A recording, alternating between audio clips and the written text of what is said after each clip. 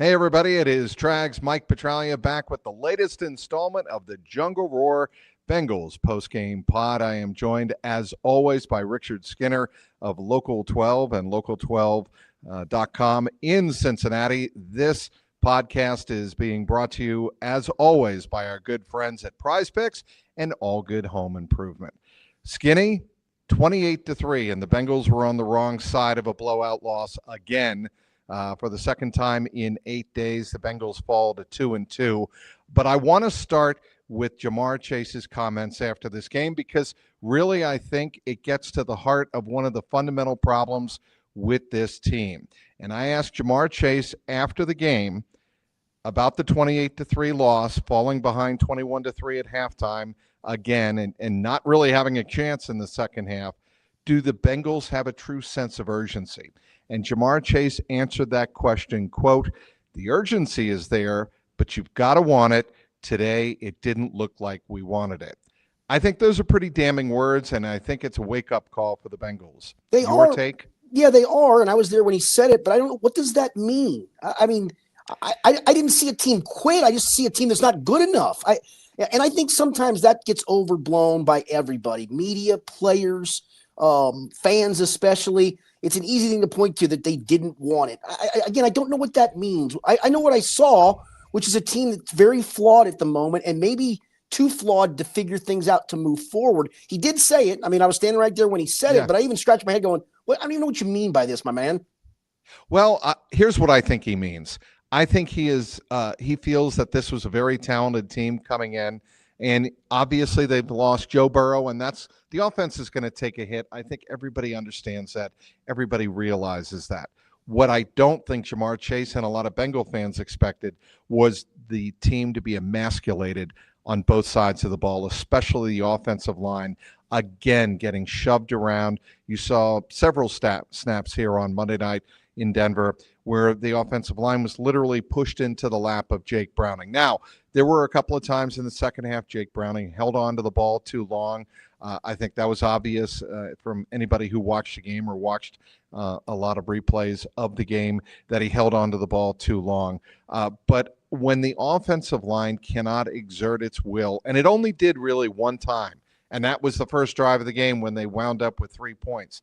When you can't exert your will, you have no chance to win the game. And I think when a team gets beat in the trenches, it looks like they don't want it bad enough. Yeah, I mean, it's a mess at the moment. The funny part was it was a mess when Joe Burrow was quarterbacking it, right? I mean, that first game against Cleveland, the offense was a mess. I mean, they've been held under 200 yards 3 of the 4 games they've played this year. My take on this is this. I think a chunk of this does fall on Zach Taylor. That I think last week in Minnesota, I think he played it very conservatively, hoping, hey, man, let's just see if we can get this thing out 17-13 and get home with a win like that. And then right. Jake throws a couple of picks and he gets even more gunshot. And so what was the whole mantra this week? Can't throw interceptions.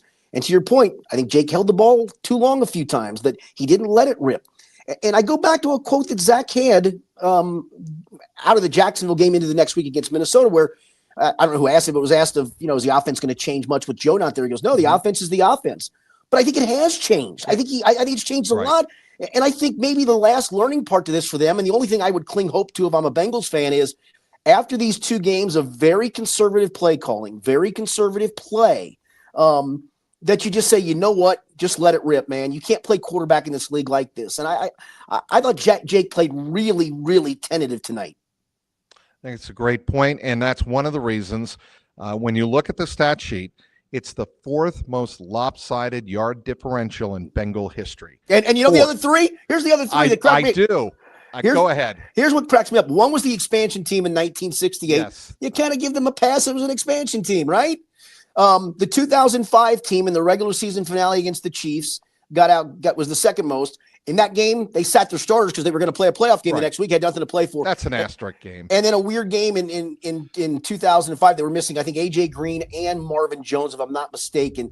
2014 up in Indy, they got beat 27-0, and that was actually a playoff team. It was just a weird game. Two of the 3 were playoff teams. Yeah, correct. But I mean, you're talking epic grounds here. Last week was the worst margin of defeat in franchise history. This week is the 4th most yard differential.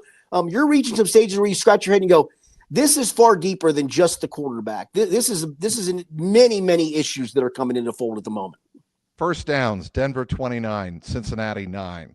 Total net yards, which we just mentioned, 512 for Denver, including a career high 326 passing yards for Bo Nix and 159 yards for the Bengals. As you mentioned, Skinny, you're not going to win games when you can't even get 200 yards of total offense with the weapons that you built the team around. Obviously, you don't have Burrow, but you have built this team with significant weapons, and you're not getting them the ball. And, after the game, Jamar, of course, was asked about the targets, and he was targeted 8 times here on Monday night. He only caught 5 passes.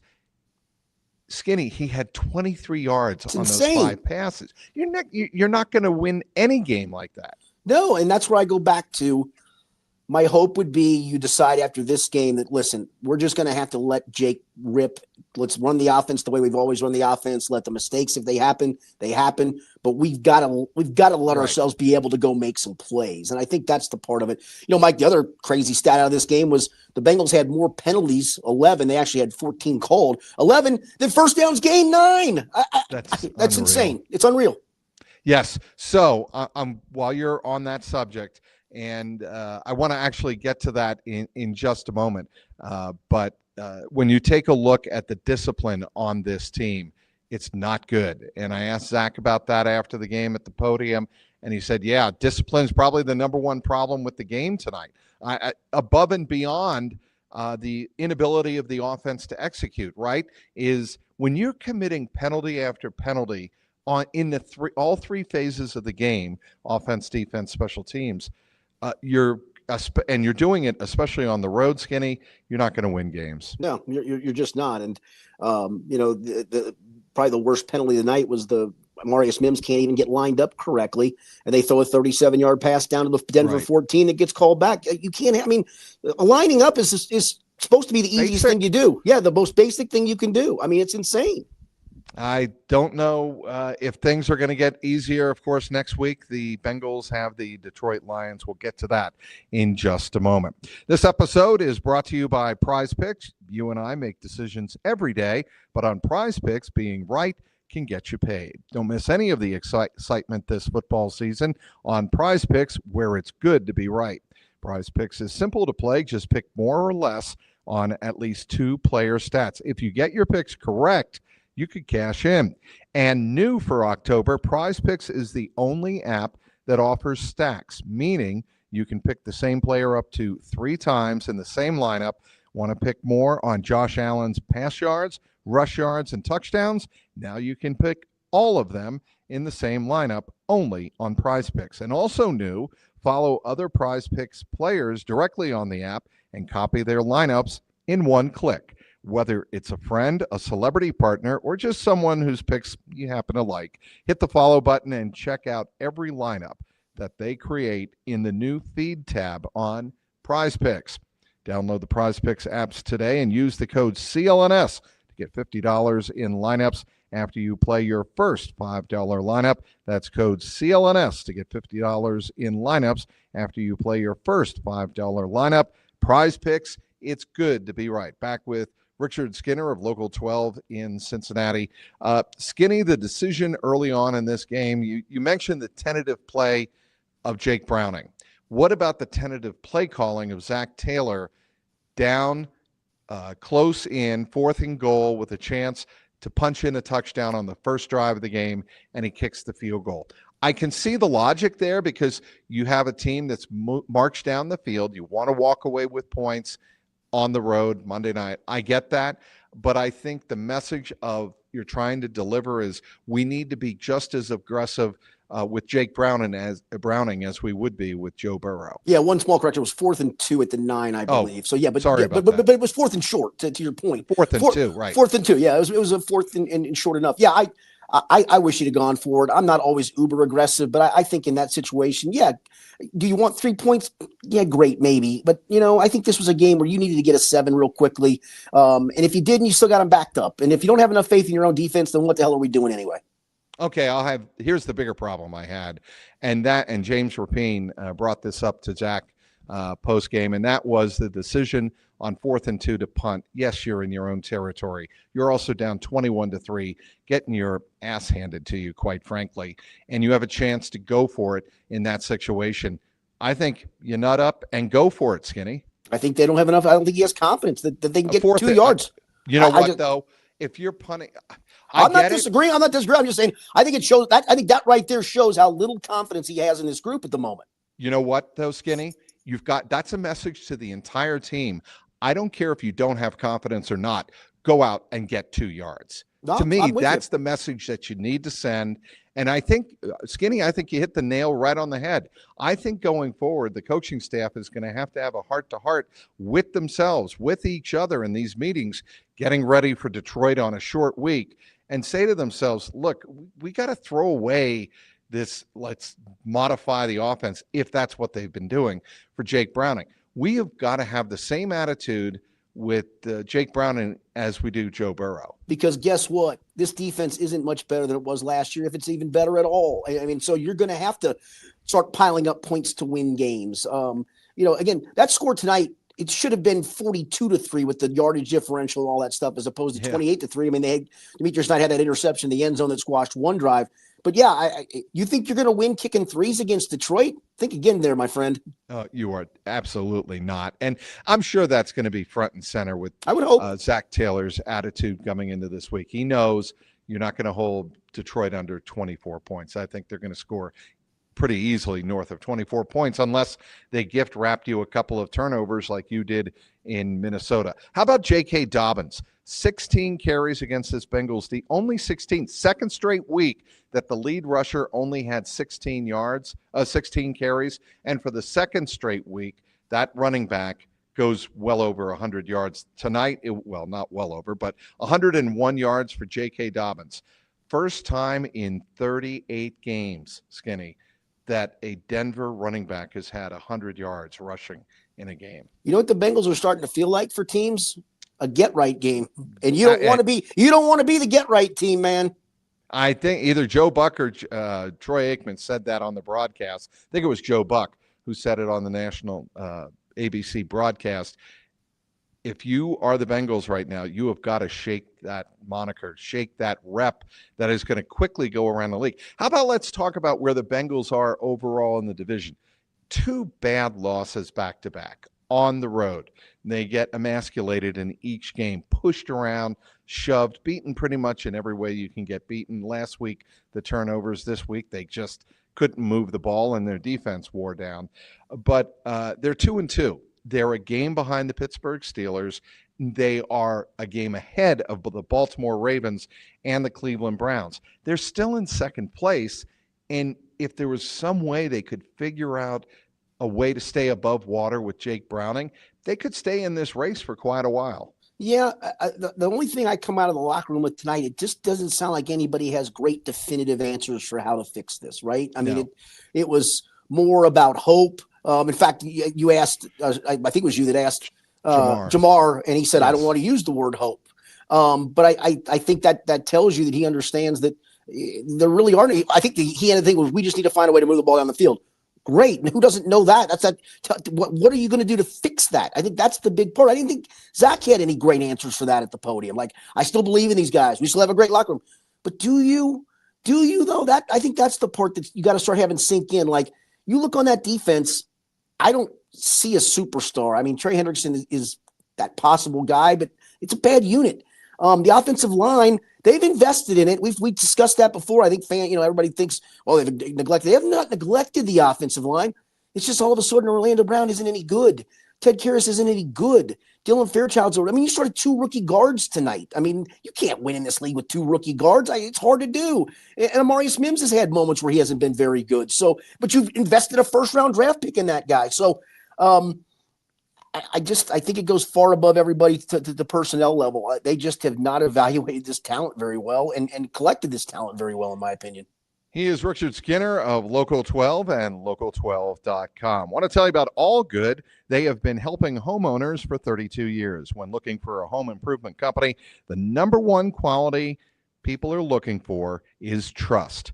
For the last 32 years, All Good has been trusted to help homeowners replace their windows, install new vinyl siding, install new gutters, and also professionally install a new roof. It's time also to start talking about getting your home ready for winter with energy-efficient windows, a roof inspection, or even a gutter inspection. They would be glad to come out and do a free inspection to see if your home is ready for those harsh winter months. All Good offers interest-free financing with payments starting at just $99 a month. And how about this? No money down. All of All Good's products are professionally installed and backed by both a material and labor warranty. To schedule a free in-home consultation, you can simply call 513-247-2900. I'll repeat it, 513-247-2900. Or as always, you can go to their website, myallgoodhome.com. Back with Richard Skinner of Local 12 and local12.com after a 28-3 loss on Monday Night Football here at Empower Field in Denver. Drops the Bengals to 2-2 on the season. I think a lot of Bengal fans want to see, to coin a baseball expression, and kudos to the Reds for making the postseason. They start Tuesday night in LA. Kudos to them. I'll use a baseball expression as a tribute to Terry Francona's group. I think a lot of people want to see the Bengals enter the locker room and turn over tables. It's not going to happen. They needed to get on the plane, get out of Dodge, and get back there. But I think people want to see more. I think people want to see more of Jamar Chase animated on the sidelines, maybe tossing a helmet or two. But will that really pay off in any way, shape, or form, Skinny? No, I fully expected him actually when he called us all over as a group to probably be a little angrier than he was. But I also think he realizes I am a captain. I can't be the one losing my mind. I have to be the leader here, and good for him. But I don't even know if it goes to any of that. I just go looking at this team and just going, they're just not good. I mean, they're just not very good. And, maybe that tells you how good of a player Joe Burrow is, that he almost plays them out of this. And they're not letting Jake try to play them out. I think that's the big takeaway for me is after tonight, it's just time to say, you know what? Just let him rip. We're going to do what we said we we're going to do. We're not changing the offense. We're not changing the way we call games. We're not going to be protective. We're just going to go let it rip. And if it looks ugly, it looks ugly. But maybe it won't, because I think it's the last thing I would cling hope to. What does Al Golden need to do to get these players in and out of the game properly to match? It's a great question. Offense, because they didn't do a good job of it here Monday night. Zach made a very generic, vanilla reply when he was asked about that. He said, "We just have to match players." Yeah, I know. I was the one that asked him it because I thought it was alarming. Yeah. Okay. I thought it was alarming to see how many times they couldn't get lined up, and no more so than that last touchdown.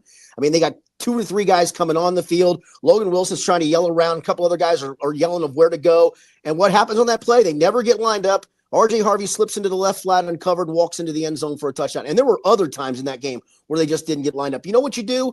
You know what? You play guys until they're tired, and then you sub them out in a series. You don't try to mix and match all this different personnel crap. Just, you know what? If you're going to be in nickel, stay in nickel, and stop messing with this stuff. I think that's the takeaway there, because whether I asked Dax Hill the same question. He said, yeah, we were trying to match their personnel groupings, and they just went too fast. Okay, man, I'll believe it, but it sure didn't. They looked like Keystone Cops. The optics of that were horrifying to watch. Well, not only that, how many times did we see unbalanced situations where the defense had one defender on, let's say the left side or the weak side of the formation, and Denver had 3 players? Well, guess where Bo Nix is going to go with the ball? I mean, how many times did you see that little bubble screen that got blocked up and went for 10, 12, 14? It looked like anytime they wanted that play, they could have that play. And I don't know what Al Golden's going to do this week, because if you can't defend that against Denver, what in the world are you going to do against Jared Goff and the Detroit Lions? It's a great question. I mean, they, again, didn't get a lot of pressure on the quarterback. They did a little bit early in the game, but, Bo Nix, I don't believe, was sacked, right? No, he was not sacked. And so that continues to be a problem. I mean, I don't know. Here's the thing. If I were to ask you, what is the identity of this Bengals defense? It would be what? I have no idea. Right. Thank you. That was literally the perfect answer. No, I don't know what it is. I mean, do you have to be more aggressive? Do you have to play more coverage? Do you drop 8 and rush 3? I don't know. I don't know what their identity is, because I think whenever they're matched up personnel wise, just not very good.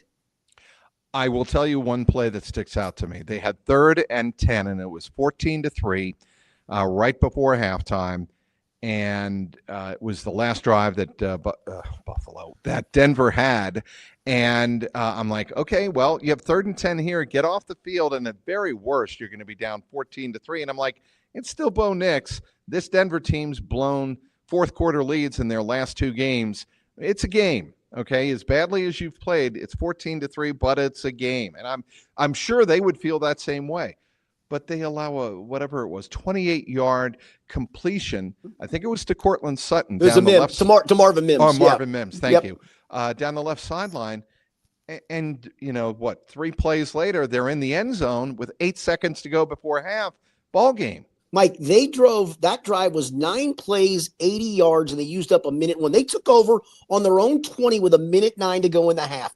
You're allowed to stop them. I mean, instead, to your point, you can't get off the field on 3rd and 10 because you give up a big play in the pass game. Then I don't know what the hell they were doing coverage-wise on the touchdown pass. I don't either, and I don't know how easy, Skinny, it's going to be for this I don't either, bro. Team to find answers. And on a short week, facing the Detroit Lions, who are 3-1 coming into Paycor. And look dynamite. They sure do. They look like you would expect the Detroit Lions to look. The Bengals do not look anything like the Bengals fans thought they would look after signing Jamar Chase and T. Higgins and getting Trey Hendrickson in camp and getting Shamar Stewart, who missed a game again here on Monday night, and having a healthy Joe Burrow coming into the season. Bengals do not look a shell of what people thought they would be. Well, that'll wrap it up for this Bengals, I should say, Jungle Roar Bengals post-game pod alongside Richard Skinner. You can follow his stuff. What are you working on real quick, Skinny? Just kind of the ugliness of unpacking the ugliness of this loss. And then basically it doesn't sound like there's great answers to be had to fix it. No, indeed, there do not. All right. He is Richard Skinner. My name is Mike Petralia. This edition of the Jungle Roar Bengals postgame pod has been brought to you by our good friends at Prize Picks and All Good Home Improvement. Until next week from Paycor Stadium, when the Bengals take on the Detroit Lions, my name is Mike Petralia, and you know what to do. Keep that jungle roaring.